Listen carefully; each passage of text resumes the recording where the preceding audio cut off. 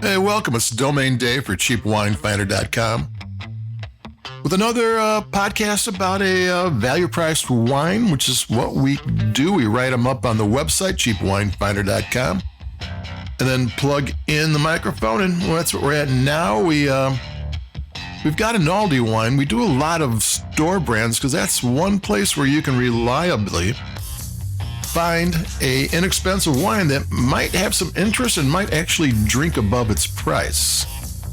Today, this Aldi wine is a $10 wine. It's Elliot Cooper California Chardonnay, and it's a non-vintage wine. I don't know about the name. Elliot Cooper sounds like the kid you sat next to in 6th grade. You know, usually they have, kind of fancy names for the wines, but not here. What's the label say? The label is a hot air balloon. What that has to do with Elliot Cooper, I don't know. And it's a non-vintage wine from California. Trinchero family wines made it some entity. They also are with Suter Home. Suter Home is all organic, and some wines are biodynamic. They do a lot of very inexpensive wines, but they're from Lodi, and Trinchero's from Napa, but they make Menage a Trois, Joe Gott, a bunch of other. I got links on the website to Trinchero's page, and they make a lot of wine, and a lot of wine you've had and just maybe not known that was them.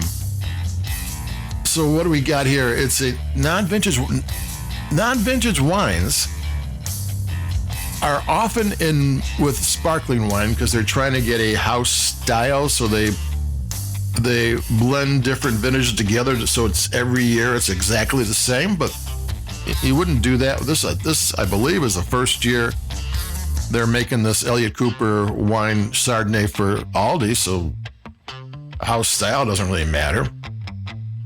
Often, they do it to save money. You can maybe pick up a wine left over from a previous vintage that they want to move, and you can get that. But this is a $10 wine. I think Trader Joe's currently has a Sonoma Chardonnay for $9.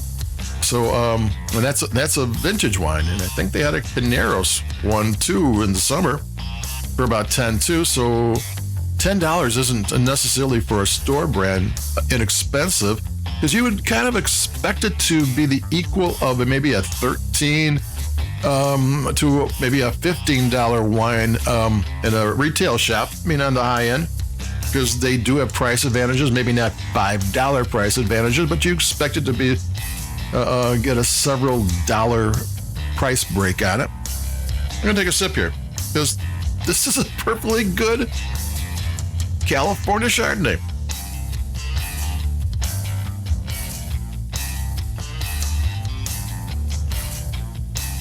It's got a hint of oak on it, the butter, but the butter is more honey, because there's that, that chocolate scale where it starts out, maybe caramel and goes all the way up to dark chocolate. Well, like butter is part of that thing.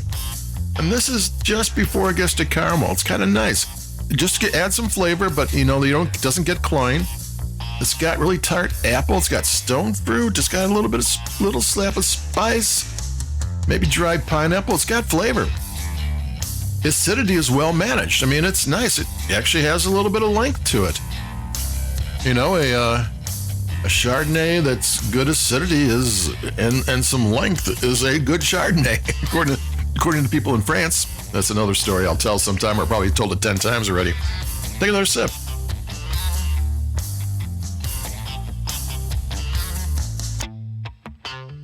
It's not trying to reinvent Chardonnay by any mention of the word, but it does taste good. Elliot Cooper, it's just, it's the guy next door. It's, the guy in your gym class. It's just that.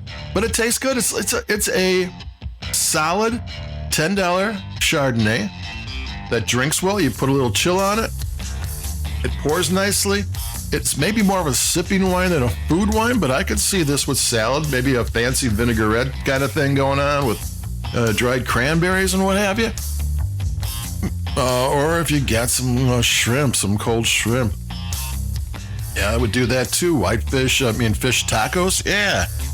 So this is a kind of a good wine with kind of lousy details. I mean, they don't tell you anything about it. But, you figure non-vintage, Aldi, somebody else. Aldi owns the name, but Trinchero's whatever makes it.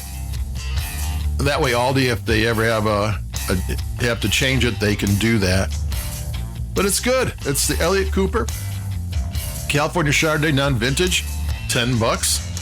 It's not gonna reinvent anything, but it will save you a few bucks on your pocketbook for solid, reliable wine. Good old Elliot Cooper came through.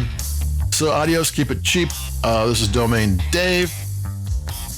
I don't know if I got one more Halloween wine in me because it's hard to find one. I already did like 3 or 2 anyway. But who knows? We'll start going upscale in November, December because of the holidays. But adios, keep it cheap, and I'll be talking to you. Bye-bye.